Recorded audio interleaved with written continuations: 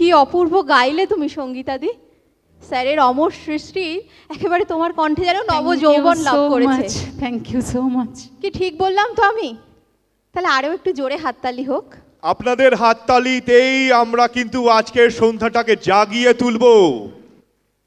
আর আপনাদের সামনে যিনি এখন আসছেন তার গলায় গান শোনার জন্যই তো আজকে আমরা এখানে এসেছি।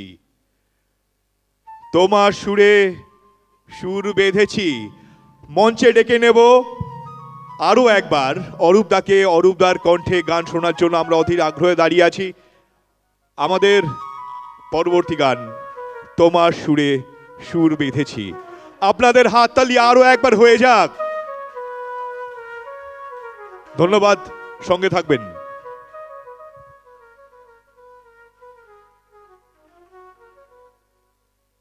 হ্যালো, প্রথমে একটা কথা বলি, সুরকার যেহেতু আমি নিজে এই গানটার একটা উত্তেজনা তো থাকবেই। আপনাদের সামনে সেই গানটাই আমি নিজের সুরের গানটা আপনাদের শোনাচ্ছি।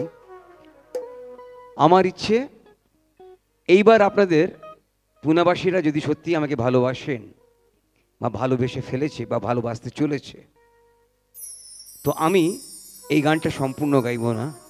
আমি এই গানটা সম্পূর্ণ তখন গাইব আমি আবার আসবো আপনাদের ভালোবাসার ডাকেতে আর পুরো গানটা শোনাবো। ইচ্ছে ছিল পুরোটাই, কিন্তু এটা একটা মনের ভেতরে একটা সংকল্পই করে নিলাম। I want the Bengalis of Pune should invite me once again. Hope I'll get that invitation.